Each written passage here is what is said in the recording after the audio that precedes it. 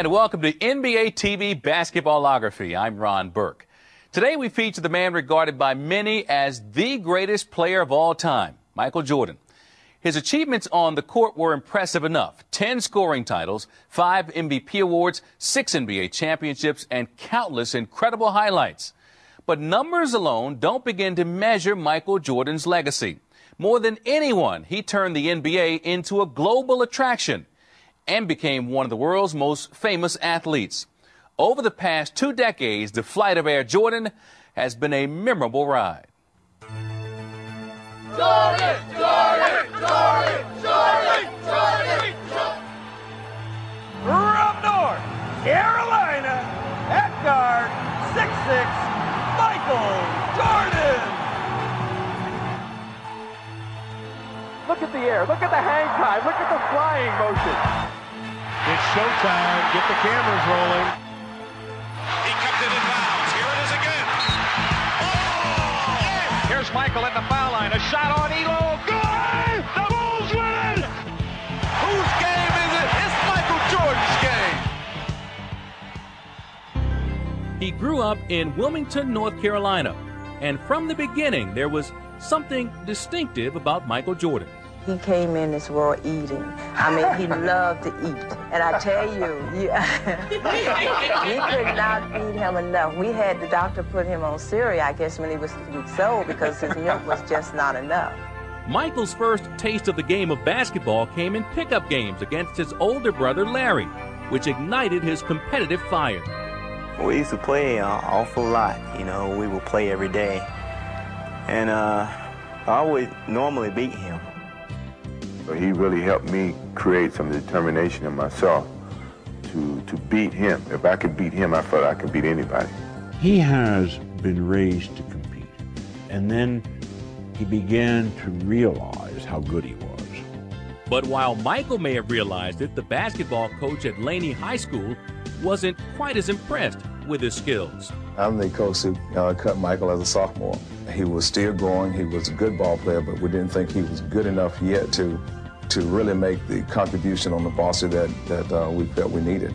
You know, Michael played JV, and by the end of the year, he was averaging, 30 points for JV, and the varsity coach looked at him and said, I kind of made a mistake here, Improving by leaps and bounds, Michael not only made the team the following year, he played well enough to earn a scholarship to the University of North Carolina. Legendary coach Dean Smith chose him to start as a freshman. And against Georgetown in the 1982 National Championship game, Jordan would enter the spotlight with one dramatic shot. The tie, 18. Shot, Jordan, Michael Jordan. The shot gave North Carolina the national title and marked a turning point in Michael's career. He now had a new air of confidence to go along with his talent, and he quickly soared to national prominence. Jordan was twice named College Player of the Year, and he was chosen to play for the U.S. Olympic team that captured the gold medal in 1984. After his junior season, Michael took the next step in his blossoming career as he turned pro. The Chicago Bulls pick Michael Jordan of the University of North Carolina. As the third pick, Michael was expected to make an impact, but he went above and beyond anyone's expectations. Jordan into the floor, let's watch Jordan. Oh, give him again. Jordan to the hoop. Oh! I think the first year he came into the league, I think he was the best individual player in the league. I think if you picked one guy in a playground game, you wouldn't have picked Magic or Larry. You would have picked Michael Jordan right then. With moves never seen before, Air Jordan electrified fans throughout the NBA and capped off his season with the league's Rookie of the Year award. But the next year, his rise to stardom came to a crashing halt.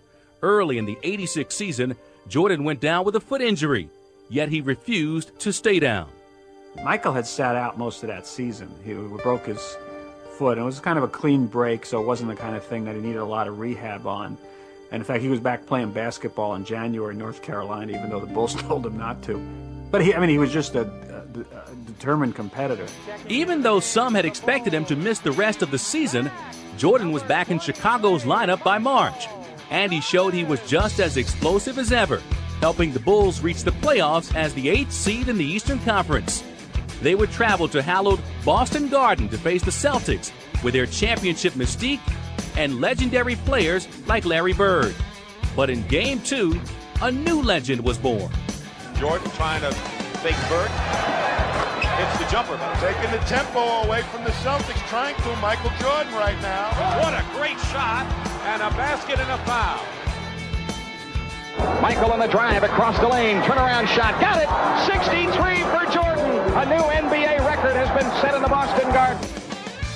That night, I think Bird said that wasn't a basketball player. That was a God dressed up as Michael Jordan. I mean, it was an astounding individual accomplishment, but I think it continued more to establish him as an individual player who can't win. The Bulls were swept in that series. For all his brilliance, Jordan couldn't lift the Bulls to success in the playoffs. And there were some who questioned whether he could ever lead a team to a championship. Michael was determined to prove them wrong. By the fluid Michael Jordan. By the end of the 1980s, Michael Jordan had earned the label of superstar, but not the label he wanted most, NBA champion. I remember reading all the time in national publications that this guy's never going to win a title because he's a selfish player, he's an individual player, he can't shoot, he doesn't have shooting range. There's a lot of negatives about Michael Jordan back then. Standing in the way of Jordan and the Bulls were their arch rivals, the Detroit Pistons, who defeated them 3 straight times in the playoffs. Each and every game that we played against Detroit, we considered a war. It's impossible in retrospect to overestimate the antipathy that existed between the Bulls and the Pistons. I mean, Jordan just didn't like them. Chicago Bulls continue to frustrate themselves and their fans. They were pounding the Bulls in those days, and Michael was tired of the pounding. Facing their tormentors once again in the 1991 Conference Finals, the Bulls finally swept the Pistons away. McGuire baseline right, doubled up, had it chopped away, turned right ahead to Jordan. Michael on the drive, in on Vinnie Johnson, all the way to the hoop and lays it in. There's panic all over the Pistons' faces. The Chicago Bulls advance to the NBA championship round. Awaiting Michael and the Bulls were Magic Johnson and the Lakers in a much-anticipated finals matchup. But Chicago would soar past L.A. to claim the championship, and the torch of NBA supremacy was passed from Johnson to Jordan. The look away to Livingston. Jordan. Oh, a spectacular move by Michael Jordan. Jordan always wanted to chase the best guy. The one he thought was the best of all, that's the one he wanted to be better than. And he identified Johnson as the best in the league, so he was going to do more than Johnson. And the Chicago Bulls have won their first ever NBA championship. Michael cried like a baby, hugging that trophy. It was confirmation for him. It was the mountaintop.